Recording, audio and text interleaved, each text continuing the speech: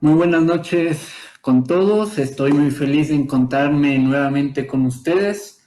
El día de ayer estuvimos con Vladimir, quien tuvimos un conversatorio muy ameno e interesante sobre los mitos y verdades de la astronomía.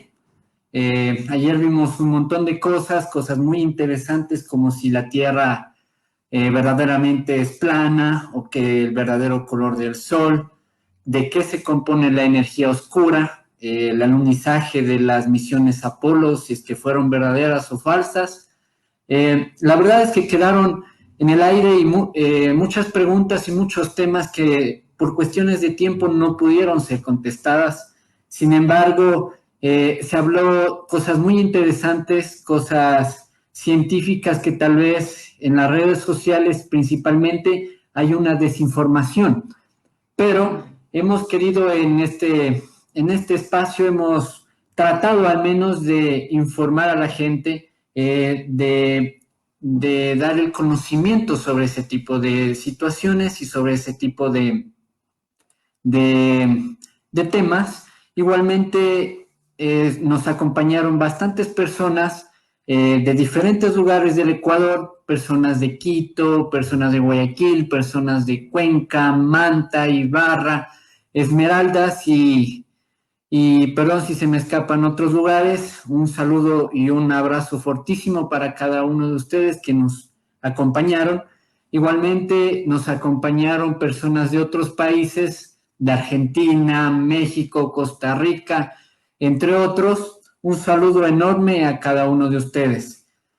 Recuerden que durante toda esta semana nos estarán acompañando colectivos y personas de todo el Ecuador dedicados a la divulgación científica, hablando sobre temas muy interesantes. Les recuerdo que el día de mañana estaremos con el colectivo de Quillam. Ellos nos estarán exponiendo sobre cómo orientarnos en el cielo ecuatoriano. El día jueves nos estarán acompañando unas panelistas de primer nivel hablando sobre el rol que cumple la mujer en la ciencia. El día viernes estaremos hablando sobre objetos extraños del universo, como son agujeros negros, cúmulos de galaxias, eh, estrellas de neutrones, cuásares, que son muy interesantes para aprender, como para conversar con nuestros amigos y objetos que en verdad vamos a ver ese día son sumamente intrigantes. Y para finalizar el día sábado estaremos hablando sobre las misiones a futuro de la exploración espacial, todo el trabajo que está haciendo SpaceX, de Boeing, todo lo que hace la NASA, las futuras misiones para la colonización del sistema solar. Entonces están todos cordialmente invitados. Toda esta semana a las 8 de la noche nos estaremos conectando, así que espero que estén con nosotros. Asimismo, un saludo enorme a todas las personas que se van incorporando. Déjenos en los comentarios desde dónde nos están viendo. Un saludo para todas las personas igualmente. Y el día de hoy, en la charla de este día, vamos a hablar sobre un tema que resulta interesante para los amantes de la astronomía y es sobre las coordenadas celestes y un manejo básico de telescopios. Entonces, hoy tengo el agrado de estar en compañía de Fabián Sánchez Urquijo. Él es ingeniero mecánico con una maestría en estadística aplicada, es un astrónomo aficionado, forma parte de la Asociación Americana de Observadores de Estrellas Variables. Igualmente es presidente y encargado de asuntos científicos de la Asociación Amateur de Guayaquil Astronómico. Entonces, así le vamos a dar una cordial bienvenida. Hola Fabián, ¿cómo Hola, estás?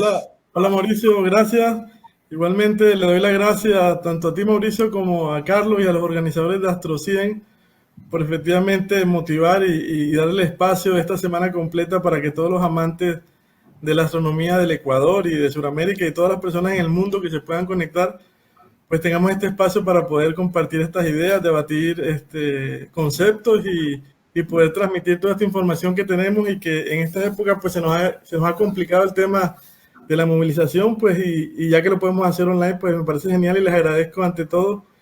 A nombre de la Asociación Guayaquil Astronómico, les agradezco la invitación y esperamos que la charla de hoy, que es de aproximadamente 1 hora, pues sea del agrado de toda la gente y que si tienen alguna duda, consulta, que la hagan.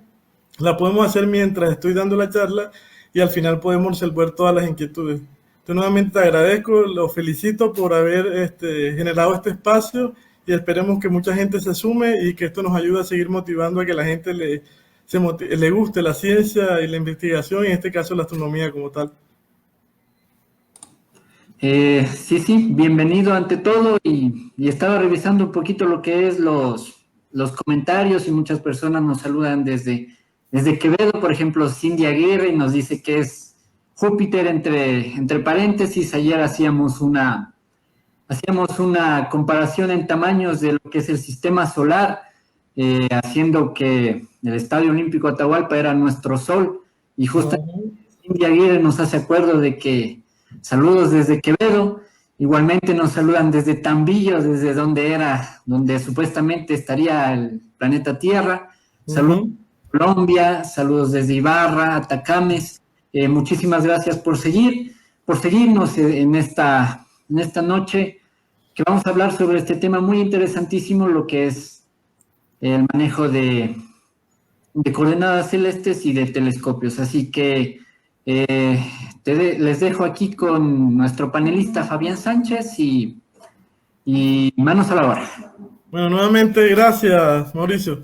Como les comentaba, la idea de la charla de la noche de hoy es hablar sobre coordenadas celestes, entender qué son las coordenadas celestes como tal.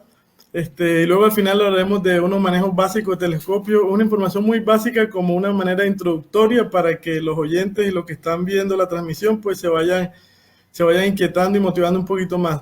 Pero para iniciar el concepto básico es muy importante que nosotros comencemos a hablar de coordenadas celestes. Nosotros los seres humanos, para poder entender los conceptos, hay 2 puntos que siempre resalto. Nosotros para poder entender las cosas tenemos que saber la historia de las cosas y luego nosotros podernos ubicar espacialmente cuando suceden los hechos. En el caso de la astronomía es muy similar. Por ejemplo, cuando uno habla de astronomía, normalmente nosotros salimos y nos maravillamos cuando vemos un cielo totalmente estrellado, un montón de punticos pequeños hermosos, que la mayoría de nosotros que nos ha gustado la astronomía desde niños, siempre nos sentimos maravillados, pero tenemos muchas incógnitas y muchas cosas por resolver. Entonces normalmente hay que aterrizar esos conceptos y lo primero que uno debe tener claro para poder ubicarse espacialmente y poder entender un poquito más allá de lo que nos ofrece la naturaleza, en este caso el universo, es entender un concepto muy importante que se llama de la esfera celeste o la bóveda celeste. La bóveda o la esfera celeste no es más. Nosotros cuando salimos a la calle y miramos hacia arriba y vemos el firmamento, lo que vemos son un montón de puntos que son estrellas, pueden ser planetas, pueden ser nebulosas, galaxias. Esos puntos están ubicados en una esfera imaginaria que los astrónomos le denominan bóveda celeste o esfera celeste. Es una estrella imaginaria que tiene un diámetro, un radio muy grandísimo, no es infinito, pero es un radio grandísimo, que se supone que todas las estrellas las proyectamos sobre esa esfera y nosotros estamos ubicados en el centro. Esa es una manera para poder entendernos y ubicarnos espacialmente y poder establecer relaciones de comparación, que es lo que normalmente el ser humano hace.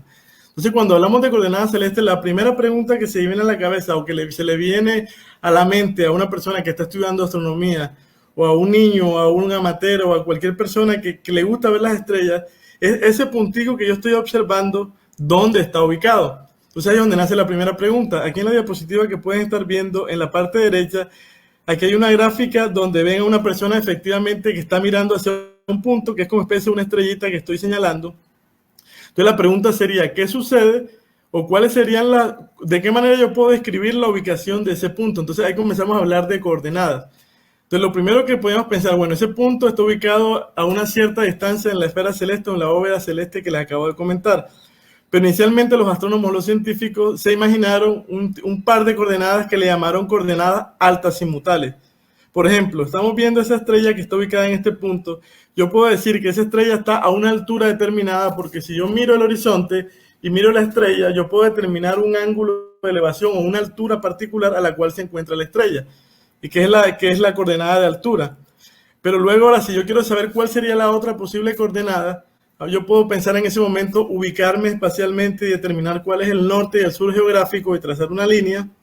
Y luego, si yo desde esa línea, desde el sur, mido cuál es el ángulo que barre hasta el punto donde está la estrella, eso se llama azimut, que son las dos coordenadas que ustedes ven acá, que yo puedo ubicar una estrella cualquiera con una coordenada de altura, que es más o menos la elevación que tanto tengo que levantar mi cabeza para observarla, y otra coordenada que es la azimut, que es cuál es el ángulo que barre desde el sur geográfico hacia el punto donde está la estrella. Entonces digamos que con ese par de coordenadas, pues digamos que ya podemos saber exactamente cuál es la ubicación de nuestra estrella. Entonces ahí ya comenzamos, o partimos de un punto particular, ya tenemos un sistema de coordenadas que se denominó coordenadas altas simutales. El problema de las coordenadas altas simutales consiste en que todos sabemos que la Tierra, nuestra Tierra, tiene varios movimientos, tiene 4 movimientos: el movimiento de rotación, el movimiento de traslación, la Tierra hace una precesión y también hace un movimiento de nutación, que yo me imagino que si de pronto no los han escuchado, los podremos investigar o en otras charlas los podemos aprender. Pero en este caso, debido a la rotación terrestre, esas coordenadas altas simutales van variando con el tiempo. Es más, a medida que el día va pasando, que va transcurriendo y que la Tierra va rotando, las coordenadas altas simutales de una estrella en particular comienzan a variar. Les voy a poner un ejemplo. Esa estrellita que yo les puse ahí tiene las coordenadas de una estrella que se llama Arturo. Arturo es una estrella, una gigante naranja que está en la constelación del Boyero. Es una estrella, si no estoy mal, es la cuarta más brillante de todas. Es la más brillante del hemisferio norte. Es una estrella naranja, se ve un poquito rojiza, anaranjada. Si yo le planteo las coordenadas altas simutales de Arturo ahora mismo en este instante, luego que pasen 3 segundos, 4 segundos, 1 minuto, media hora, esas coordenadas comienzan a cambiar. Entonces ahí es donde viene el problema, porque la idea es que nosotros queremos saber cuáles son las coordenadas que tiene Arturo. Y lo que nos interesaría es que esas coordenadas no varíen con el tiempo, o si varíen bien poco. Entonces, si nosotros planteamos las coordenadas altas simutales de Arturo, a la hora siguiente ya Arturo va a tener otras coordenadas y ahí es donde viene el problema, porque no vamos a tener un sistema de referencia fijo para el cual Arturo siempre tenga las mismas coordenadas. Entonces, iniciamos con las coordenadas altas simutales, pero sabemos que tienen ese inconveniente. Entonces, se siguió investigando, los astrónomos siguieron pensando y pasamos al siguiente tipo de coordenadas, que se llaman coordenadas ecuatoriales geocéntricas.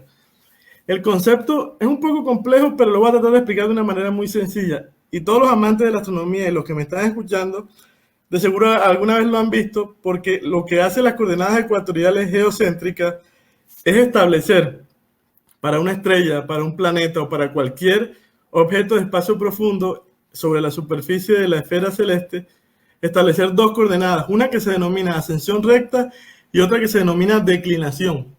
Entonces la ascensión recta y la declinación son ese par de coordenadas que vienen a reemplazar a la altitud y a la azimut, pero un nuevo sistema en el cual ya no se deja afectar tanto por la rotación de la Tierra. Es más, no se afecta por la rotación de la Tierra. Y ese par de nuevas coordenadas se denominan coordenadas ecuatoriales geocéntricas. Entonces ya nosotros tenemos un sistema en el cual para una estrella en particular podemos establecer cuáles son sus posiciones con precisión. Esa precisión es relativa, después le voy a explicar que con el tiempo y con los años también estas coordenadas varían, pero no es que varíen tanto, entonces nos interesa ya quedarnos con un tipo de coordenadas como esta. ¿Qué son este tipo de coordenadas? O mejor dicho, ¿qué es la ascensión recta y qué es la declinación? A ver, esta figura que estamos viendo en la parte izquierda es lo mismo, tenemos la Tierra ubicada en el centro, y aquí lo que nosotros estamos haciendo es lo mismo, tenemos una estrella acá que queremos saber cuáles son sus posiciones. En este caso lo mismo, estamos simulando la posición de Arturo, pero en este caso queremos establecer ahora un nuevo sistema de coordenadas para Arturo. Entonces, ¿qué es lo que hacemos? Nosotros tomamos como referencia un punto que se llama el punto vernal, es conocido como el punto vernal o el punto Aries, que es el punto en el cual se interceptan la eclíptica con el ecuador celeste. ¿Cuál es la eclíptica? Por si de pronto no tenemos claro cuál es el concepto. La eclíptica es una curva es la curva a la cual sigue el movimiento aparente del Sol respecto a la Tierra. En realidad todos sabemos, y ya es conocido, que efectivamente la Tierra se traslada alrededor del Sol, el Sol está girando también alrededor de la Vía Láctea, pero si de alguna manera nosotros pudiéramos colocar la Tierra en el centro, sin movimiento, el Sol va a describir un movimiento sobre la superficie de la Tierra y va a generar una especie de curva. Esa curva se llama la eclíptica. Normalmente por esa misma curva también se mueven los planetas. Esa curva de la eclíptica genera un plano que se llama el plano de la eclíptica, que es el que ustedes ven en amarillo, donde ese punto se intercepta con el ecuador celeste. Ahí se generan dos puntos. Este punto que está aquí, que se denomina el punto Aries, y el otro punto que está en la parte de atrás, que se denomina el punto Libra. Eso normalmente se genera cuando el Sol en su movimiento que hace durante todo el año pasa del hemisferio sur al hemisferio norte, cuando generan los equinoccios. En ese punto se generan esos dos puntos, el punto Aries y el punto Libra. Entonces el punto Aries es muy importante porque es el que nos establece las coordenadas de referencia, o el punto vernal, que nos dice a partir de ese punto nosotros vamos a comenzar a medir el ángulo, o en este caso muy parecido al azimut, pero en este caso ya lo que se llama es la ascensión recta, que es ese ángulo que va desde el punto vernal hasta el punto donde queremos ver la estrella que estamos analizando. En este caso, si lo ven, está en naranja, porque estoy analizando, estamos viendo las coordenadas de Arturo. O sea que desde el punto vernal que está aquí, yo me desplazo sobre el ecuador celeste un ángulo que barro. Recuerden que esto es un círculo. Un círculo puede tener 360 grados.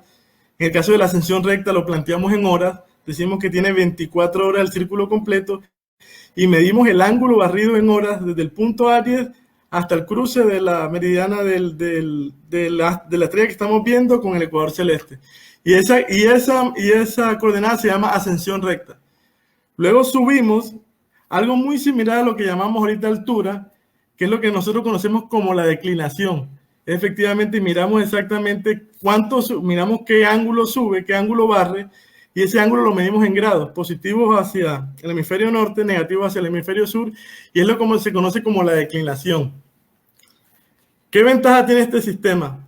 Que el punto Aries, bueno, en realidad, ya que lo mencionamos, en la realidad, por lo que he leído, efectivamente el punto Aries, en su tiempo cuando se determinó, efectivamente, ahí estaba la constelación de Aries, pero al parecer hoy en día, ya no, el punto vernal no corresponde en la constelación de Aries, sino, si no estoy mal, está en la constelación de Piscis, pero históricamente se manejó como el punto Aries, por eso a veces me gusta llamarlo el punto vernal. Entonces tenemos un punto de referencia que es el punto vernal, y ese punto varía muy poco con los años. ¿Por qué? Porque solamente se ve afectado por la precesión de la Tierra. Cuando la Tierra está haciendo su movimiento de rotación y de traslación alrededor del Sol, también hace un movimiento de cabeceo sobre su eje de rotación que se llama precesión. Ese movimiento, si no estoy mal, debe tener como unos 25.000 años, el periodo del movimiento. Entonces, en ese tiempo, a medida que la precesión va haciendo que el eje de rotación de la Tierra apunte hacia otro lugar, ese punto vernal va a comenzar a moverse, pero el movimiento tiene que pasar muchos años para que ese punto Aries se mueva. Por eso es que nosotros establecemos coordenadas ecuatoriales geocéntricas para ayudarnos a medir y tener coordenadas exactas de los objetos que queremos medir. Es más, normalmente, como varía muy poco, lo establecen con los años. Los que me están escuchando, de seguro, de alguna vez cuando han visto un catálogo o han visto alguna descripción de un objeto de espacio profundo en la web, siempre ven que dice J2000. Efectivamente, esas son las coordenadas del año 2000 para la cual se estableció el punto vernal. Y las coordenadas de ascensión recta y declinación están en función de ese J2000. Hay J2020, hay J2015, pero para no estar cambiando, se establece un periodo de referencia, en este caso es J2000. O sea que todas estas que estamos viendo sería el año juliano 2000, que es lo que estamos viendo ahora. Entonces ahora sí tenemos un par de coordenadas que nos ayudan a poder establecer las coordenadas de una estrella, un planeta, un objeto de espacio profundo que nos quisiera interesar para estudiar. Entonces, por eso es muy importante, porque siempre que nosotros vamos a un catálogo, vamos a la web, vamos a un libro, hablamos con un compañero, tenemos una charla de astronomía, hablamos con un amigo, normalmente cuando hablamos de algo siempre tenemos que decirle ese algo dónde está. Entonces, esa manera de decir dónde está son las coordenadas ecuatoriales. ¿Y cuáles son esas coordenadas ecuatoriales que vamos a trabajar? Normalmente que se trabajan de ahora en adelante, la ascensión recta y la declinación. Siempre que queremos ver cuáles son las coordenadas, nos vamos a ese par de coordenadas, porque eso está muy relacionado con las coordenadas que tenemos que establecerles a nuestros telescopios si son automáticos, o los telescopios si son con monturas ecuatoriales manuales. Pues nosotros tenemos que tener una idea clara de qué es lo que estamos observando y qué ejes del telescopio vamos a mover para poder ubicar el objeto que queremos encontrar. Entonces, hasta el momento, ahí ya tenemos el par de coordenadas que estaban buscando, que son las coordenadas ecuatoriales geocéntricas. Recuerden que el objetivo es efectivamente establecer sistemas de coordenadas, pero también, yo les hablaba al comienzo de poder ubicarnos espacialmente. Y es donde viene una parte importante en la astronomía de posición, que es poder nosotros ubicarnos espacialmente y poder dimensionar. Porque recuerden que al final lo que queremos es aprender a utilizar los telescopios. Entonces, el dimensionamiento del tamaño del objeto es muy clave en astronomía. ¿Por qué? Porque nos va a evitar muchos inconvenientes y nos va a ayudar y nos va a facilitar el entendimiento de las cosas y de las cosas que estamos leyendo y de las cosas que estamos aprendiendo. Entonces, por eso, aparte de las coordenadas que ya vimos, es muy importante que hablemos del tamaño aparente de los astros. ¿Por qué hablo del tamaño aparente? Porque ustedes saben que tenemos un tamaño absoluto, que es la medida o la cuantificación del tamaño del objeto. Un ejemplo particular, Júpiter es un planeta muy grande en comparación con la Tierra. Saturno es un planeta también grande, entonces esos son los tamaños intrínsecos de ellos, pero cuando nosotros hablamos de tamaños aparentes, es cómo esos planetas o cómo esos astros se proyectan sobre la esfera celeste. Recuerden que la esfera celeste es una esfera que tiene en el centro de la esfera, de un radio muy grande, tiene al observador que está viendo la superficie de la esfera. Entonces el tamaño aparente es el tamaño que tienen los objetos proyectados sobre esa superficie. Entonces, para poner un ejemplo y no complicarnos tanto, normalmente siempre para poder entender utilizamos la comparación. Te voy a poner un ejemplo muy sencillo. La luna llena, que ya todos hemos visto cómo es la luna llena de hermosa, la luna llena tiene un tamaño aparente. El tamaño aparente de la luna llena se cuantifica porque recuerden que la superficie de la esfera celeste es una esfera, entonces normalmente vamos a hablar siempre en unidades de grados. Entonces la luna llena tiene aproximadamente medio grado de tamaño aparente. Ese medio grado es el ángulo que hace o que barre la magnitud del objeto cuando uno lo está observando, que es lo que la figura que tenemos aquí, la persona que está viendo en este caso el Sol. Entonces cuando él observa el Sol, recuerden en este caso no estamos incitando que se observe el Sol, sino que este es un ejemplo descriptivo. Siempre el Sol hay que observarlo con instrumentos con seguridad, con gafas, pero no podemos observarlo directamente. El Sol tiene un diámetro aparente que es como nosotros lo vemos sobre la superficie. Ese diámetro aparente siempre lo vamos a ver en grados. El Sol tiene un diámetro aparente muy cercano al de la luna llena. Tiene medio grado, 0,5 grados. Entonces, en algunas ocasiones nosotros vamos a hablar de grados y también podemos hablar de minutos, segundos, porque también son unidades equivalentes del sistema de ángulos.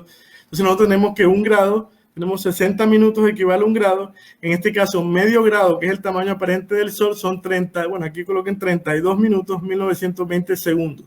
Entonces, cuando hablemos de tamaño, vamos a hablar de grados, de minutos. También lo pueden observar, lo pueden leer como minutos de arco, que estamos hablando de lo mismo. Entonces, el Sol y la Luna tienen un diámetro aparente, la Luna llena, perdón, tienen un diámetro aparente muy similar, a aproximadamente medio grado o 31 32 minutos de arco. ¿Por qué es importante siempre establecer el tamaño de la Luna? Porque el tamaño de la Luna llena es el que nos va a decir o es con el cual vamos a poder comparar para dimensionar el tamaño de los objetos. Esta gráfica que ustedes ven en la parte de abajo, aquí está superpuesto el tamaño aparente del Sol, el de la Luna y algunos planetas. La figura está a escala, o sea que nos puede servir. Y vean para que podamos ver, para que podamos entender la comparación. Esta E que ustedes van aquí, no sé si ustedes en la mayoría nos han hecho exámenes visuales. Hay una carta que se llama la carta de Snellen, que fue el médico que se inventó el sistema para el cual medimos la agudeza visual. A uno lo ponen a una cierta distancia, le ponen un montón de letras allá que uno tiene que taparse un ojo y comenzar a decir, comienza a bajar hasta el punto de que llega la letra más chiquitica y uno no logra ver y ahí le establecen cuál es la capacidad visual. Bueno, hay una letra que es la más pequeñita, que es la que está en la parte de abajo, que es la E que ustedes están viendo acá. Una persona que tiene agudeza visual 20/20, que tiene una agudeza visual normal, esa letra tiene alrededor de 1 minuto o 60 segundos de arco, o sea, es bien pequeñita. Entonces, para que se hagan una idea, esto que ustedes están viendo aquí, por ejemplo, esta bolita amarilla es Venus, es el tamaño aparente de Venus en comparación a la Luna, que es todo, la Luna llena, que es todo este diámetro que ustedes ven acá. Venus tiene diámetro aparente de 9.7 segundos de arco. Aquí aparece de 9.7 a 66, porque ustedes saben que el tamaño aparente de los planetas varía en función de qué tan cerca estemos o tan lejos estemos de ese planeta. Por eso aquí aparece como un rango, no aparece una medida absoluta del tamaño aparente de Venus, porque cambia en función de la distancia relativa a la Tierra. Entonces, si se dan cuenta, nos están diciendo que el diámetro aparente de Venus es 9,7 segundos, o sea, nos lo dan en unidades de segundos, porque es tan pequeño que tendría que establecer muchos decimales en minutos de arco para poder hablar. Entonces, 60 segundos de arco es 1 minuto de arco. Entonces, imagínense que tiene tamaños mucho más pequeños que el minuto de arco. Y la luna llena tiene aproximadamente 30 a 31 minutos de arco de diámetro. Estamos hablando de que Venus, el tamaño aparente es mucho más pequeño que 1 minuto de arco de la luna. 1 minuto de arco, perdón. O sea que estamos hablando de que efectivamente los planetas son bien pequeños. Y mira, por ejemplo, si seguimos Júpiter de 29 segundos de arco, Marte 3.5, Saturno 14.5, Mercurio 4.5, Urano y Neptuno que tienen 3.3 y 2.2 segundos de arco, que son imposibles verlos a simple vista. Ya necesitamos telescopios para poder observar a estos planetas debido a que su tamaño aparente es muy pequeño y no lo podemos distinguir y además no brillan lo suficiente para poderlo ver. Entonces la idea de esta diapositiva o este momento es que siempre comencemos a dimensionar y que siempre pensemos en tamaños, lo que estoy viendo, qué tamaño tiene respecto a la luna, qué tan grande que la luna llena, qué tan grande es más grande que la luna llena, es más pequeño que la luna llena.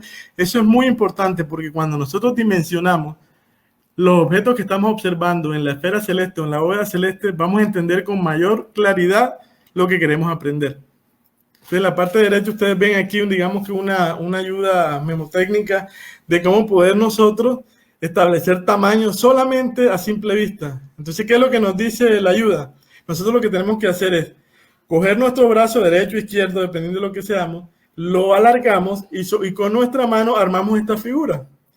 Entonces, por ejemplo, si nosotros estiramos nuestro brazo derecho y señalamos con el dedo meñique, más pequeñito, la anchura que tiene ese dedo meñique proyectada sobre la esfera celeste que estamos observando tiene un grado de tamaño aparente, o sea, aproximadamente 60 minutos de arco, 1 grado. O sea que eso significa que estamos hablando de una persona promedio, porque un niño es probable que sea diferente, pero una persona promedio que estira su brazo y coloca su dedo meñique y lo proyecta sobre la superficie de la esfera celeste, con su dedo meñique le caben aproximadamente 2 lunas, porque recuerden que la luna tiene medio grado, por ende en el dedo meñique caben 2 lunas.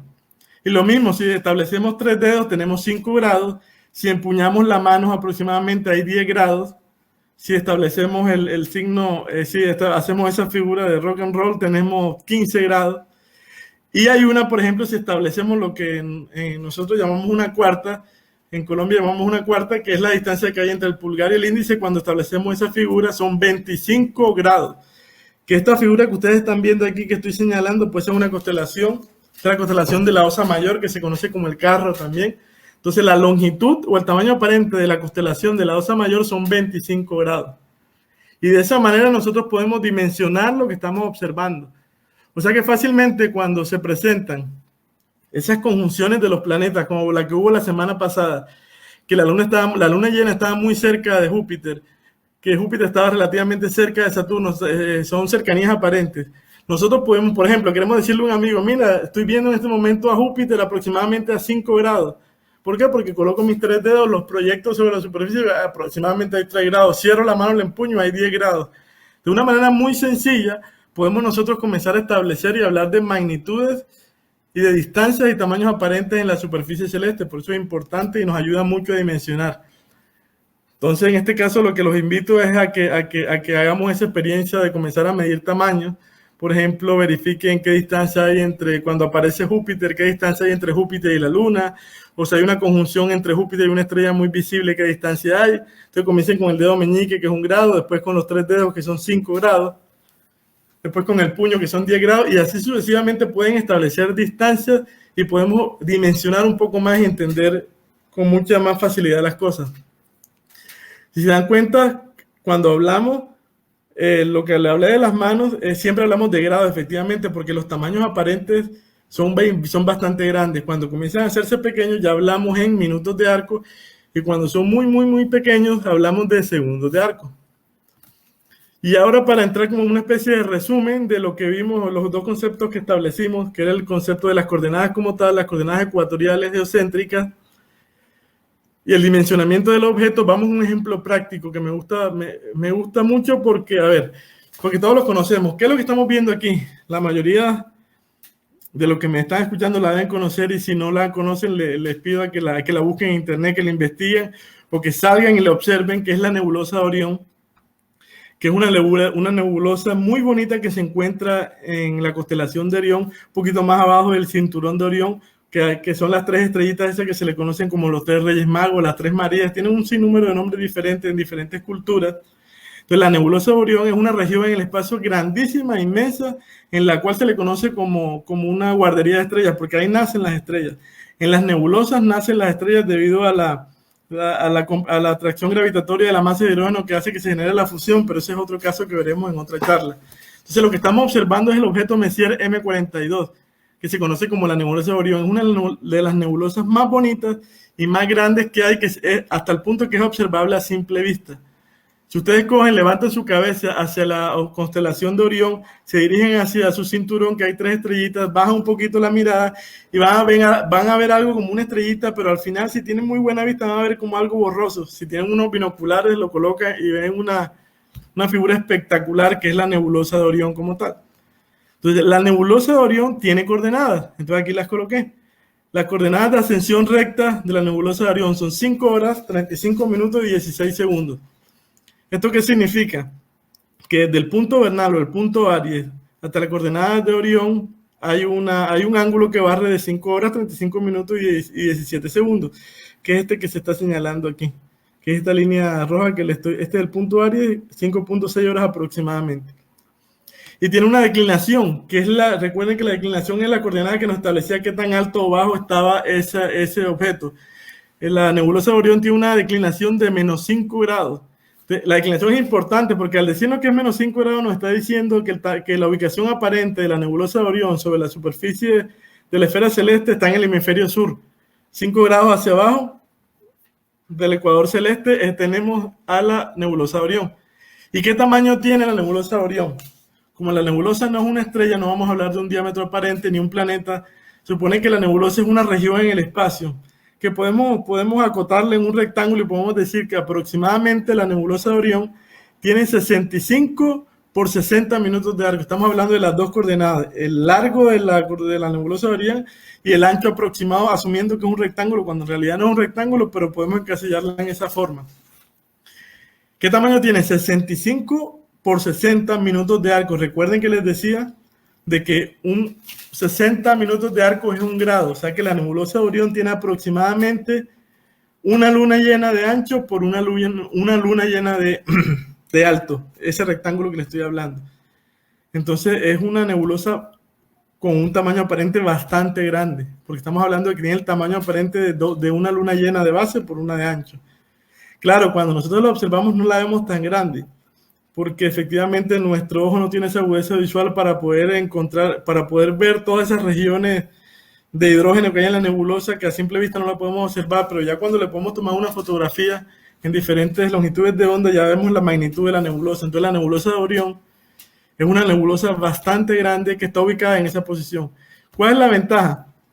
¿Cuál es la ventaja de las coordenadas que estamos estableciendo? Que si yo esta Tierra que ustedes ven aquí, yo comienzo a simular la rotación de la Tierra, esta Tierra comienza a rotar y comienzan a pasar los días, las coordenadas de Orión no se van a mover. Entonces es una ventaja grandísima. Ya yo tengo un par de coordenadas que me dicen dónde está Orión. Yo le puedo decir a un telescopio que se ubique y me las encuentre, o puedo hablar con un compañero, con un amigo y decirle Orión está a 5 horas 35 minutos de ascensión recta y a menos 5 grados de declinación, y fácilmente encontramos Orión. Entonces por eso es importante que se establecieran las coordenadas que expliqué, que eran las coordenadas ecuatoriales geocéntricas. Vamos por otro ejemplo. Esta es la nebulosa de la Hélice. Esta es una nebulosa muy famosa porque le han puesto muchos apodos, le dicen hasta el ojo de Dios, pero la nebulosa de Hélice es una nebulosa planetaria muy hermosa, muy bonita, que es muy diferente a la nebulosa de Orión, primero en tamaño y segundo que tiene un origen totalmente diferente. Las nebulosas planetarias son los finales, las muertes de estrellas como nuestro Sol, que terminan muriendo como enanas blancas y envían todas sus capas hacia el exterior y se forman esas figuras muy, muy bonitas.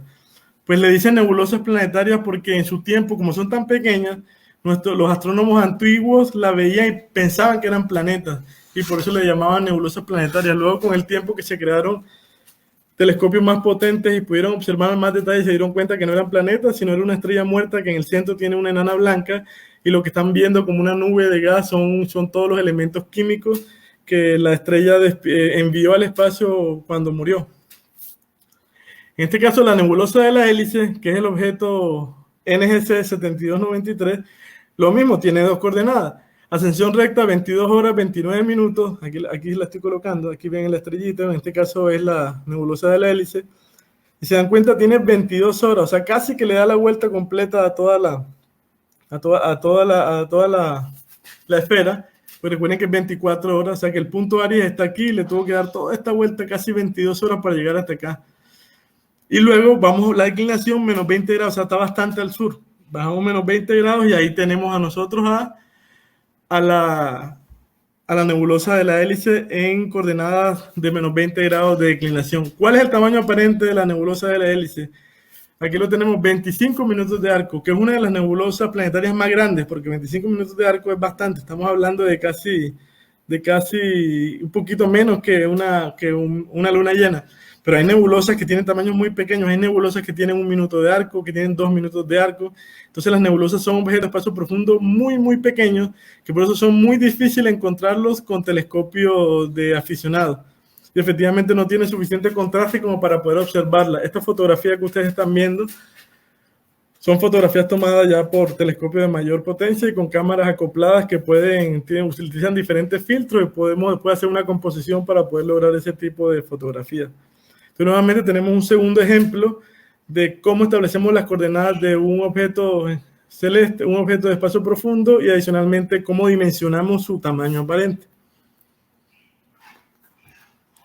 Y ahora sí pasemos al tema de los tipos de telescopios, porque efectivamente va asociado a todo lo que hemos hablado.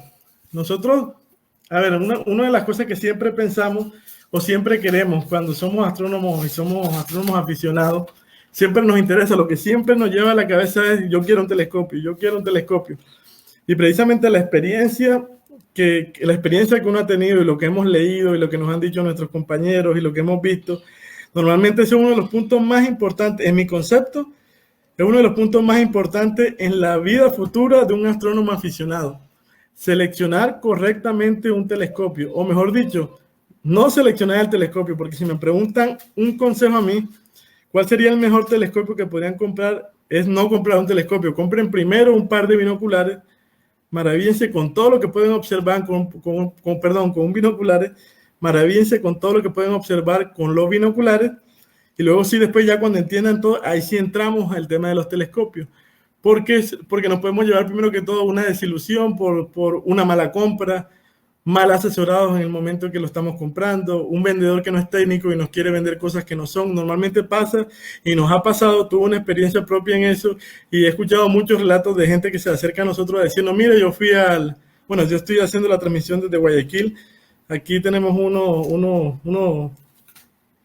unas cadenas grandes que venden telescopios de juguetes que los hacen pasar efectivamente por telescopios, por la publicidad que le colocan, y un sinnúmero de mamás que nos llaman y nos dicen: mira, ¿qué pasó? Mi hijo está desilusionado, él venía muy contento, él quería su telescopio y resultó que no puede ver, ni siquiera no puede ni enfocar la luna, y normalmente esas cosas pasan.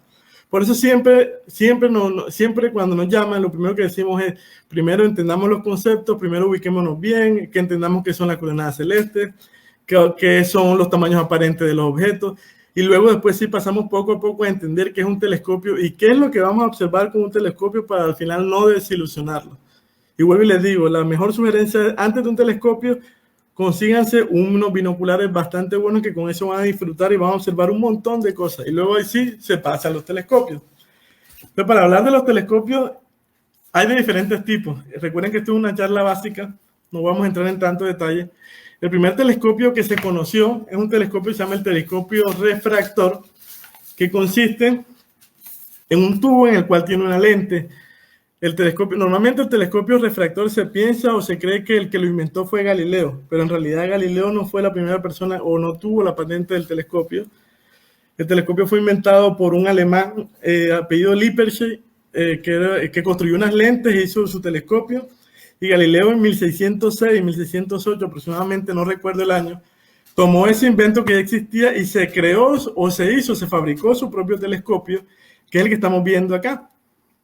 El telescopio consiste de un tubo cualquiera, que en el cual en la entrada del tubo tiene una lente, y esa lente tiene una lente para el cual sobre el tubo entran los rayos de luz, que es lo que estamos observando, se refracta sobre la lente y luego convergen en un punto que está aquí, que es el que se llama el foco, y luego sobre ese foco ahí tenemos unos oculares que volvemos y ampliamos la imagen que queremos observar.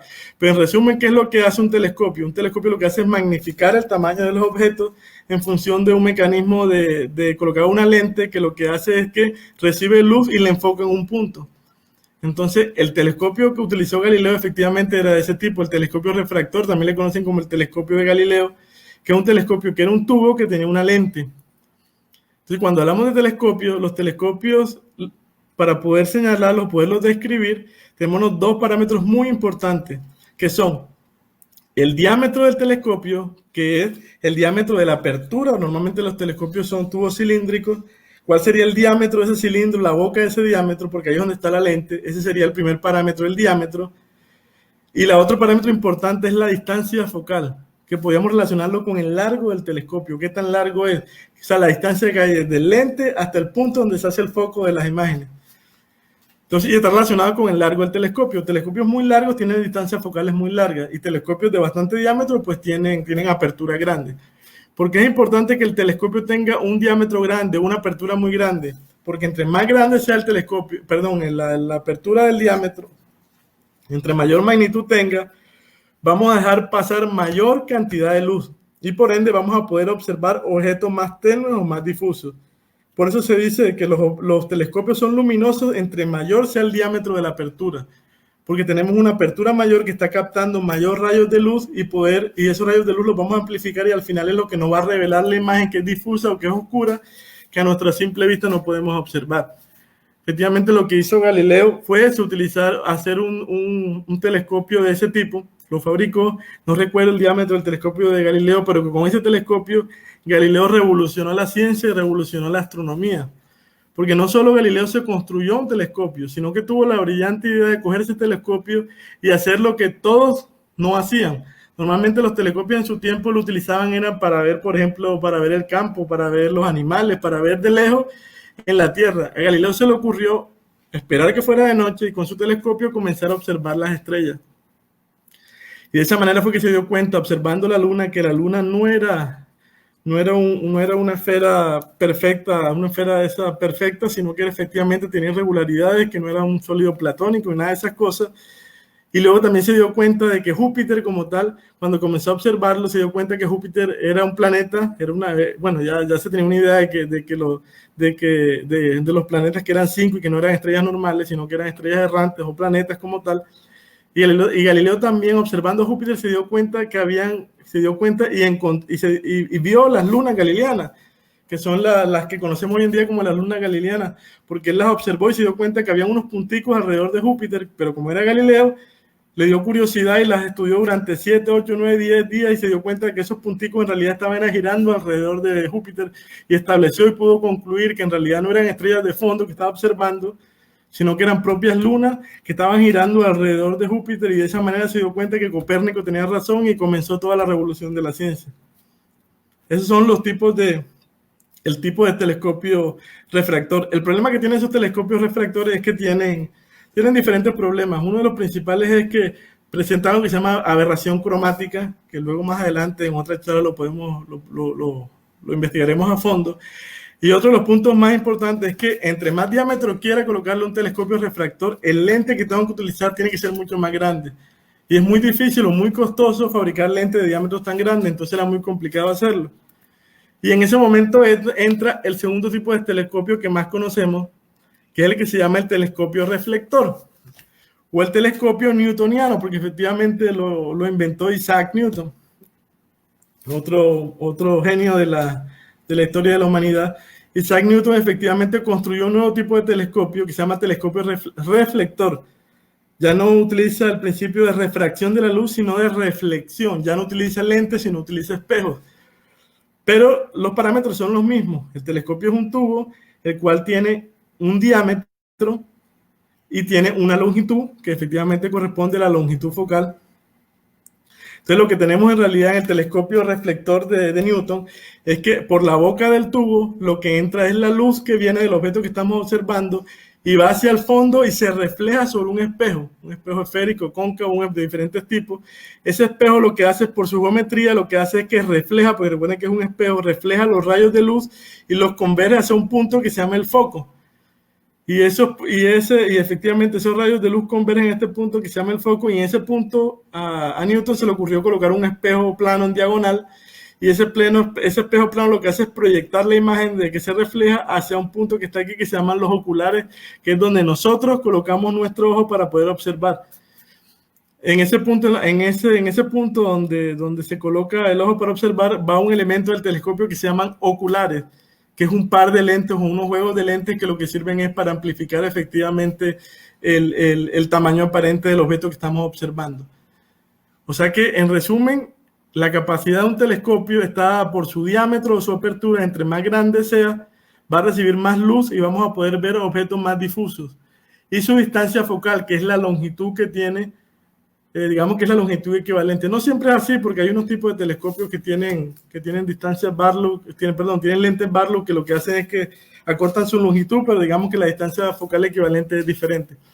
En resumen, un telescopio reflector utiliza un principio diferente, que es el principio de reflexión, diferente al principio de refracción que veíamos en los telescopios de refracción o de Galileo.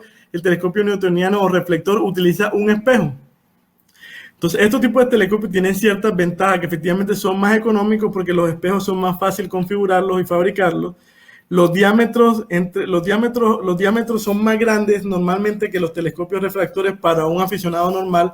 Por ende, podemos acceder a telescopios reflectores de mayor diámetro. Por ejemplo, uno que está muy estandarizado para aficionados es un telescopio reflector de 130 milímetros de diámetro, de 150 milímetros de diámetro, que normalmente los vemos en las casas de los astrónomos aficionados porque nos da la capacidad para poder tener uno de esos. Por ejemplo, el que tengo aquí atrás, no me están viendo acá, pero yo acá tengo un telescopio reflector. Son telescopios bastante buenos. Como tienen aperturas grandes, podemos observar objetos de espacio profundo, un sinnúmero de objetos de espacio profundo. Podemos ver muchos objetos Messier, muchas nebulosas, muchos cúmulos globulares, muchas nebulosas de emisión, de todo tipo de objetos de espacio profundo, porque nos da la facilidad.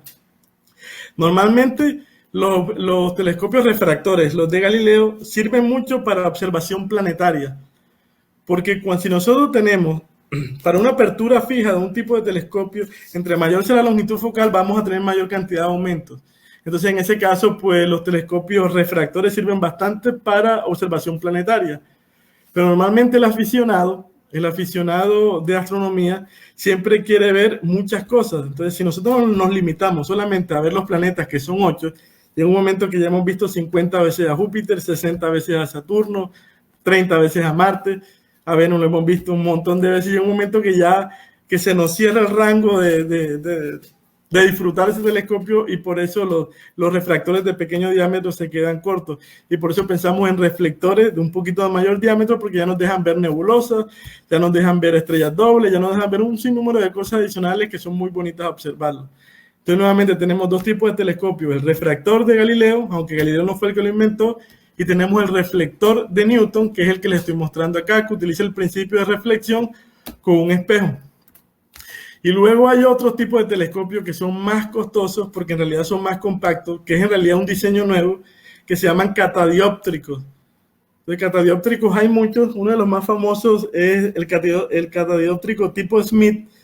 Smith fue un fabricante de lentes alemán que se hizo famoso porque fabricaba unas lentes de muy alta calidad, y hizo un diseño de un telescopio que le llamó el Smith.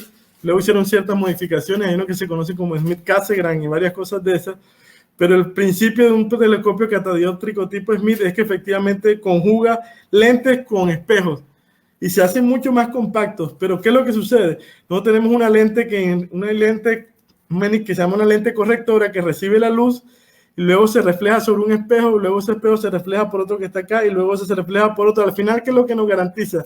Que la luz haga un recorrido mucho más largo y por ende los telescopios catadióptricos tienen longitudes focales muy grandes, similares a las longitudes, a las distancias focales de los refractores, pero muy compactos como la foto que ustedes están viendo. Me voy a retroceder un poco. Vean el tamaño de un refractor, miren un reflector y vean un catadióptrico. Es bien, bien recortadito, pero es porque su diseño hace de que la luz recorra casi 3-4 veces la distancia equivalente de ese tubo y al final tenemos distancias focales elevadas y tenemos aperturas significativas. Entonces digamos que son los mejores telescopios para un aficionado, pero son más costosos.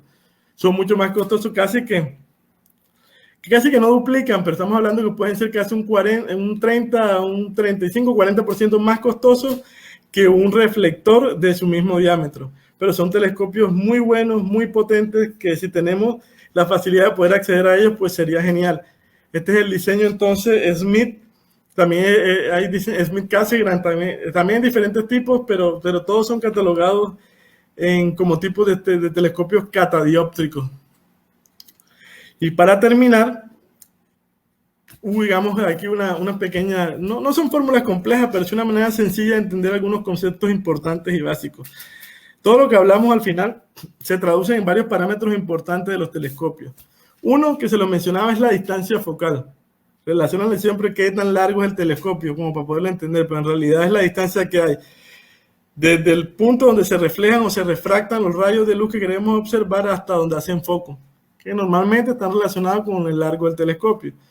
Tenemos D sub 0, que es la apertura, que es el diámetro, qué tan grande o qué tan robusto es el telescopio. O sea, si cogemos el diámetro y lo medimos en milímetros o en pulgadas, ¿qué tanto tiene de apertura? Entonces recuerden que un telescopio, entre mayor sea su apertura, o sea que entre más diámetros tenga, va a captar más luz. Eso significa que son telescopios muy luminosos. Yo puedo tener un telescopio de 100 milímetros de diámetro y puedo tener uno de 150 milímetros de diámetro. Los dos pueden tener la misma longitud focal, pero el de 150 milímetros de diámetro, como tiene más apertura, va a captar más luz y por ende voy a poder observar objetos de espacio profundo que normalmente no observaría con un telescopio de menor diámetro. En resumen, se traduce en mayor captación de luz y por ende puedo observar objetos más tenues o más difusos. Esa es la ventaja de un telescopio de mayor diámetro. Pero también es importante tener claro que si estamos utilizando un telescopio de gran apertura en un lugar donde hay contaminación lumínica o hay excesiva contaminación, no solamente nos va a amplificar los rayos de luz que vienen del objeto que queremos observar, sino que también nos va a amplificar la contaminación lumínica. Por eso es importante que el lugar donde vamos a observar, tratar de que tenga la menor contaminación posible para que podamos sacarle o maximizar todas las capacidades de nuestro telescopio. Tenemos un concepto muy importante que son los aumentos. Los aumentos de un telescopio se calculan, o mejor dicho, los aumentos de un telescopio dependen de la longitud focal del telescopio y dependen del ocular que se acopla al telescopio. Eso es muy importante, porque en este punto es donde efectivamente se aprovechan los marqueteros, la gente de marketing, los vendedores, para poder atrapar a la mamá, para poder atrapar al tío, a la persona que quiere regalarle ese detalle al niño que está muy interesado en la astronomía, y lo que hace es que coge una caja y le vende un telescopio que dice que tiene 50 aumentos, 200 aumentos. Si alguien me está escuchando, alguna mamá, alguien que me está escuchando, un papá, un tío, que va a comprar un telescopio, y si la persona lo primero que le dice es que ese telescopio tiene 500 aumentos, enseguida dude de ese telescopio, porque efectivamente la capacidad de aumento de un telescopio no depende, los aumentos no dependen del telescopio como tal, sino del ocular que se le acople a ese telescopio. Yo puedo establecer diferentes aumentos para un mismo telescopio si le pongo diferentes oculares, porque los oculares tienen diferentes longitudes focales. Los de longitudes focales más pequeñitas son los que le dan mayor aumento. ¿Por qué? Porque los aumentos se calculan como la razón o la división entre la longitud focal del telescopio como tal, ahí depende del telescopio, dividido para la longitud focal del objetivo, o sea, del ocular que le estamos colocando al telescopio. Entonces yo para un mismo telescopio, si tengo diferentes oculares, puedo tener diferentes aumentos. Entonces es clave que el aumento de un telescopio no lo da solamente el tubo óptico, sino es la relación que hay con los oculares que le coloque. Y otro punto muy importante, Los aumentos de un telescopio no pueden ser infinitos porque todo telescopio tiene una capacidad. Yo no puedo coger un telescopio de cierta calidad y quererle incrementar los aumentos para poder ver los objetos más grandes, porque no, llega un punto que el telescopio tiene un límite, que es un límite de su capacidad. Hay una regla empírica que es aproximadamente 2 veces el diámetro en milímetros de la apertura. Hasta ahí llega máximo el telescopio. O sea que si tengo un telescopio de 100 milímetros de diámetro, aproximadamente 2 veces 100 son 200 aumentos. Ya yo no le puedo meter más de 200 aumentos porque voy a comenzar a ver imágenes borrosas, voy a comenzar a ver imágenes con problemas, y esa no es la idea. Queremos ver las imágenes en la mejor calidad posible. Entonces, nuevamente les repito, los aumentos de un telescopio dependen del ocular que le coloquemos al telescopio. O sea que no se dejen vender un telescopio porque en la caja dice que tiene 500 aumentos. Eso no tiene nada que ver. Y un tema importante es el campo aparente de los oculares. Bueno, eso ya está relacionado con qué tanto, si yo utilizo el telescopio de esa esfera celeste que ya les hablé ahorita, qué área o qué campo yo puedo observar aparentemente, que es el que estamos viendo acá, que se calcula en función de un tamaño aparente de los oculares y de los aumentos, pero no me quiero meter en tanto detalle. Ahí les voy a dejar la diapositiva para que la analicen con calma. Si tienen alguna duda, alguna consulta, pues me la pueden hacer, se la hacen llegar a Mauricio o la revisamos. Y la idea es poder que ustedes poquito a poco vayan digiriendo toda esta información, y las dudas que salgan, pues nos las vayan haciendo. Recuerden que esto era una charla introductoria básica, el tema de telescopio tiene bastante tela por cortar, entonces la idea no era tampoco verla en este momento.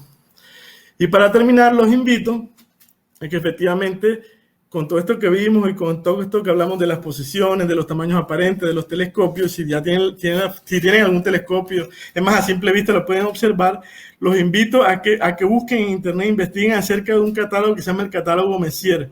Messier fue un astrónomo de la Revolución Francesa muy famoso porque en su tiempo se dio la tarea con su telescopio a comenzar a observar las estrellas y comenzar a catalogar los objetos de espacio profundo.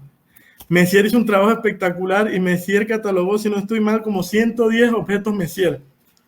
Messier observaba el firmamento, se daba cuenta que había algo que no era una estrella, lo catalogaba, como él se llamaba Messier, pues le colocaba el objeto M1.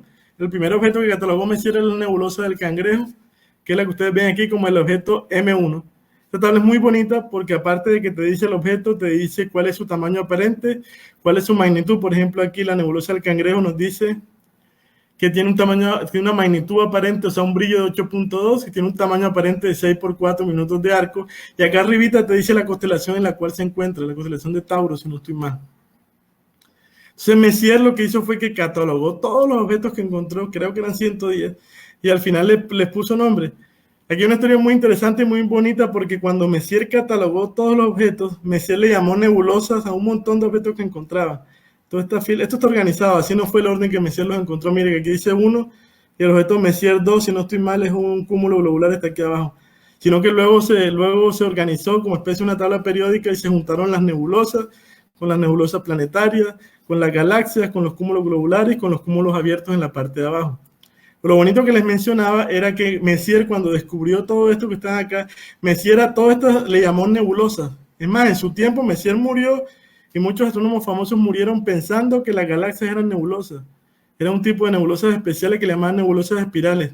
Pero ya después, con el tiempo, nuestros astrónomos se dieron cuenta, en la primera década del siglo XX, se dieron cuenta que las nebulosas espirales no eran nebulosas como tal, sino eran universos, islas y galaxias independientes que estaban muy, muy lejos de nuestra Vía Láctea. Pero digamos que ese es otro tema para otra charla bastante bonita y diferente de este tema. Pero entonces vuelvo y les hago la invitación.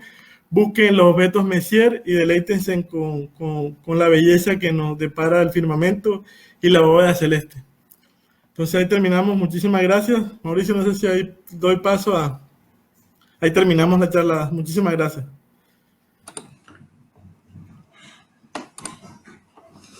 Muchísimas gracias a ti, Fabián, por la exposición muy entretenida. La verdad es un tema apasionante, lo que son las coordenadas celestes, todo lo que es telescopios. Bueno, en mi caso, lastimosamente no cuento con uno, pero he conocido amigos con los que me he podido contactar y hemos podido hacer observaciones que son muy bonitas, sobre todo con cielos despejados. ¿Qué te parece si procedemos a a leer algunas preguntas. Claro, claro que sí.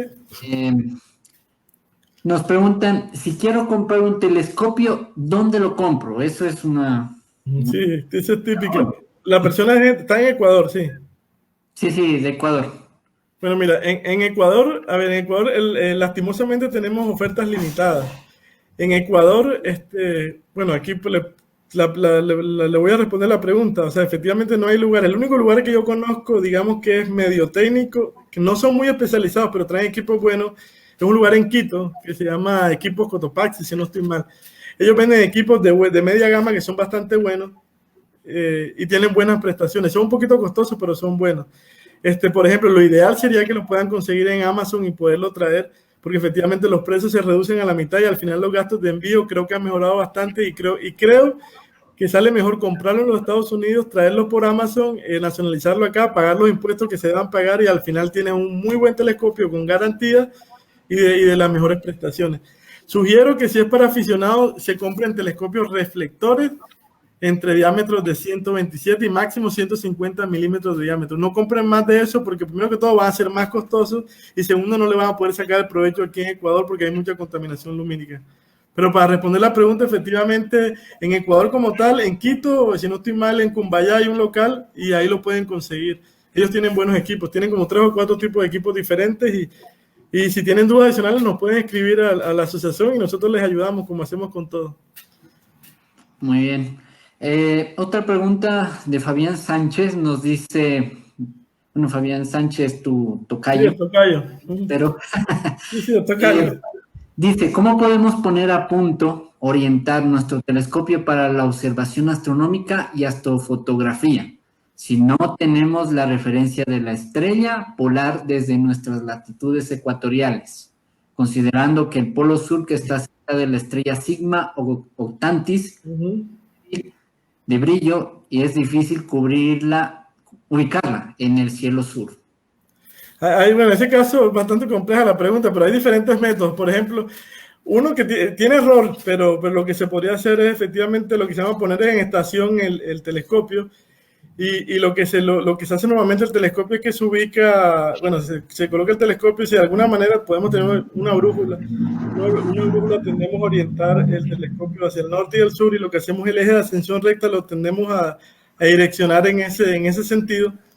Y luego que lo direccionamos en ese sentido, claro, ahí estamos haciendo una ubicación preliminar para más o menos poder ponerlo en estación. Luego que lo ubicamos hacia el norte y sur, en ese caso sería el norte y sur magnético porque no tenemos claridad de cuál es el norte y sur geográfico, hay una pequeña diferencia. Y lo que hacemos, ubicamos el eje de ascensión recta sobre ese eje, sobre ese norte y sur que trazamos. Y luego después el eje de declinación del telescopio lo levantamos hacia la latitud del lugar de observación. Que por ejemplo, yo observo desde acá, desde San Borondón, donde vivo yo, que si no estoy mal es como menos 2 grados. Entonces, ahí lo levantamos, ahí hacemos ese pequeño levantamiento, pero a la final tenemos que hacer un ajuste fino. Particularmente yo tengo unos oculares que vienen graduados reticulados y por medio de un procedimiento que se llama de deriva, nosotros comenzamos a corregir, a hacer un movimiento fino en el eje si la montura te deja hacer movimientos azimutales en el eje de azimut, para que al final nosotros observando en el ocular, vemos el movimiento de una estrella que al final sea paralelo al eje que tenemos centrado a norte y sur, y de esa manera lo podemos hacer. Porque efectivamente no podemos ver la estrella polar porque efectivamente tenemos latitudes muy ecuatoriales que no nos permiten y tampoco vemos Sigma Octantis. Entonces, el método correcto, exacto, que yo le podría sugerir es el de deriva que les mencioné. Pero normalmente lo que hago que tiene errores, pero se puede trabajar con eso, es efectivamente ubicarlo de esa manera. Yo lo que hago es, para no darme tanto problema, con una brújula, oriento el telescopio norte y sur y utilizando la latitud del lugar, pues levanto el eje de declinación y de esa manera tengo una ubicación aproximada. Y luego cuando quiero hacer astrofotografía, sí ya tengo que entrar un poquito más fino, que es por medio de los oculares reticulados, ya comienzo a hacer el tema de la deriva y hacer por tanteo y error, comienzo a mover el eje si la montura lo tiene, el eje azimutal para poder rodarlo. Digamos que esa es la manera que hago yo. Muy bien, Fabián. Otra preguntita nos hace Cindy Aguirre. Estoy por comprar un reflector Celestron Astromaster 6EQ. ¿Es buena opción? Sí, ¿me repites qué dijo? ¿Cuánto era? ¿Astromaster de cuál? Astromaster 76 EQ. Bueno, si no estoy mal, el Astromaster 76EQ tiene 76 milímetros de diámetro. Ese es un telescopio típico que venden en Radio Shack o ahora le cambiaron el nombre aquí en Guayaquil. Si me preguntan a mí, es un telescopio muy costoso, pero Maxitec dice. eso, Maxitec, correcto. Ese es el que ponen en Maxitec y enganchan a toda la gente. Ese telescopio tiene 76 milímetros de diámetro. La longitud focal creo, si no estoy mal, creo que es 1 metro, no estoy seguro, pero creo que es 1 metro, 900 y algo milímetros. Es un telescopio muy bueno para observación planetaria. ¿Por qué? Porque efectivamente por la longitud focal que tiene y como los planetas son muy brillantes, no necesitas mucha apertura, entonces con eso vas a tener unas vistas muy bonitas de los planetas, de Venus, de Marte, de Mercurio. Bueno, Mercurio se ve como una estrella, pero de Marte, de Venus, que vas a poder ver las fases de Venus. Júpiter con su luna galileana, Saturno con sus anillos bien hermosos. Con eso lo vas a poder ver. ¿Cuál es el problema que les mencionaba en la charla? Llega un momento en el cual, de que ya has visto como 50 veces a Saturno, y por muy bonito que sea, ya a veces uno se cansa, uno quiere ver más cosas, y como tiene 76 milímetros de diámetro, tiene muy poca apertura, entonces la capacidad de tomar luz es limitada y por ende no sirve mucho para observación de espacio profundo. Entonces ahí tendrías esa limitante. Es un telescopio bueno para observación planetaria para aficionados, pero ya se queda corto cuando quieres hacer observación de espacio profundo. Sabes que ya quieres observar los objetos Messier y todas esas cosas. Y por el costo de Maxitec, estoy seguro que te sale mejor traer un de los Estados Unidos y pagar los impuestos y toda esa cosa que... Es más, creo que hay exención de impuestos ahora mismo, perdón. Pero sí, es un telescopio limitado. Yo no lo compraría. Yo con ese precio me compro unos binoculares. Por ejemplo, hay unos binoculares muy bonitos que se llaman Astromaster de la serie Astromaster de Celestron. Sí, Astromaster. Sí. Skymaster. Astromaster es de los telescopios. Unos binoculares grandes. Los binoculares, cuando se especifican los binoculares, se dan dos números. Por ejemplo, un binocular de 15 por 70. 15 es la cantidad de aumentos que te da el binocular. Y 70, el siguiente número, es la longitud o el diámetro de la apertura de cada lente del binocular en milímetros. Entonces yo le sugiero que un binocular es de 15 por 70, 15 aumentos con 70 milímetros de diámetro, espectacular. Ese binocular vale $50 en Amazon y vale $45 traerlo de Estados Unidos. O sea que tienen unos binoculares excelentes por $100. Estoy seguro que ese telescopio Maxitec no se baja de $300, entonces ahí tienes la alternativa. Pero como te digo, es limitado para el tema de espacio profundo. Muy bien. La última pregunta, Alexander Rodríguez nos dice si el telescopio reflector de 114 milímetros es bueno. Como siempre le he dicho, los telescopios son buenos para los que lo vaya a usar, pero sí, ese es bueno, 114 milímetros reflector es bueno. Si no estoy mal, debe ser un Power Seeker o algo así, uno que es negro bonito.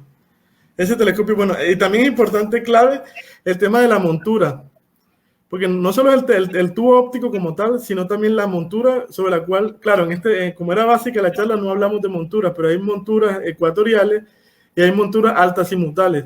Entonces, normalmente lo que recomendamos son monturas ecuatoriales para que la persona comience a entender el posicionamiento del telescopio, cómo lo debe mover. Ya luego a futuro, si tiene dinero, pues que se compre lo que se llama una montura Go-To, que es una montura automática que se coloca en las coordenadas de ascensión recta y declinación del objeto y automáticamente él barre y va y lo encuentra. Pero digamos que esa no es la idea. Lo bonito es poder entender y poder saber qué es lo que está haciendo el telescopio y no ir directamente a lo automático. Pero es muy buen telescopio. Ese es un buen telescopio. Muy bien, Fabián, para finalizar, cuéntanos a breves rasgos qué es o a qué se dedica Guayaquil Astronómico, y me parece que hacen observaciones también. Entonces, bueno, aprovecha para invitar si es que hay personas que desean unirse o si quisieran unirse, ¿cómo lo hacen? A ver, sí, nuestro grupo de Guayaquil Astronómico es un grupo sin ánimo de lucro, un grupo de astrónomos aficionados que hace aproximadamente 2 años y medio comenzamos por un curso que se dio en el Planetario de Guayaquil. Pues nos conocimos directamente, yo no estaba en el curso, pero luego los pude conocer. Y se armó un grupo muy bonito en el cual la iniciativa principal era poder tener un espacio para poder hablar sobre temas de ciencia, sobre temas de astronomía, sobre temas de divulgación científica. Son espacios que son limitados en el Ecuador y en ese momento pues lo que queríamos era eso. Con el tiempo nos fuimos organizando hasta el punto de que creamos la asociación. Entonces nuestro objetivo en realidad es que toda aquella persona que sienta fascinación por la astronomía, por la ciencia, por la divulgación, pues haga parte de nuestro equipo. Nosotros lo que hacemos es nos reunimos, hablamos de temas astronómicos, de divulgación científica, hacemos charlas, hemos hecho charlas en la Universidad de Guayaquil, hemos hecho charlas en el Planetario, hemos hecho diferentes tipos de charlas donde nos inviten, allá vamos, y nosotros tratamos de transmitir el conocimiento que tenemos los integrantes del grupo y en algún momento hacer debates o hablar sobre el tema que nos apasiona, que es la astronomía. Las observaciones también las hacemos. Por el tema de la seguridad en Guayaquil no la hacemos con tanta frecuencia, normalmente la hacemos en la casa de algún particular, de algún patio, de algún lugar donde lo podemos observar para poder proteger los equipos que tenemos, porque sí tenemos varios equipos de los integrantes del grupo, pero también hacemos observación. Este año, lastimosamente, por el tema de la pandemia, todo esto se ha cancelado, nosotros no hemos podido reunirnos, pero sí tenemos ciertas charlas virtuales, reuniones virtuales. Lo que queremos efectivamente es motivar e incentivar a todas estas personas que les gusta la astronomía y la divulgación científica que se unan al grupo para que hagan parte de las charlas que hacemos y para que nos den todos los aportes que tengan por dar. En Facebook me parece que te encuentro como... Sí, en Facebook, bueno, tenemos como en Facebook Guayaquil Astronómico y ahí aparece nuestra página de Facebook. Ahí vamos publicando las cosas que hacemos, las reuniones que hacemos. Tenemos un grupo en WhatsApp donde constantemente estamos hablando de ciencia, de astronomía y compartimos recursos y compartimos información. Es totalmente abierto, gratis, no cobramos nada. Entonces todo el que esté interesado nos escribe directamente y ahí le pasamos la información. Es más, si entran a la página de Facebook, ahí nos escriben y ahí nosotros le mandamos el link para que entren al grupo de WhatsApp si están interesados. Muy bien, Cindy Aguirre nos dice, qué bueno porque todavía no lo ha comprado.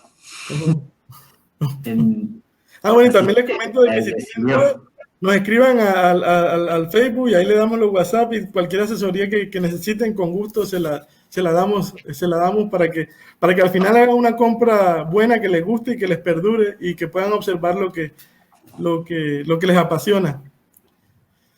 Muy bien, y bueno, como lo dije anteriormente, ha sido una presentación muy buena, completa sobre el tema que hablaste. Ha habido muchas personas el día de hoy que se han conectado desde todo el Ecuador, desde Ibarra nuevamente. Saludos desde Quito nos envían. Juan Diego nos saluda igualmente desde Cuenca. Belén Cabrera nos saluda desde Ibarra. Un abrazo enorme. Entonces, me parece que estos temas son muy apasionantes, como Fabián nos mencionó. Hay personas que estén muy interesadas, pueden unirse a Guayaquil Astronómico para reunirse, preguntar, tal vez compartir alguna idea. Son bienvenidos.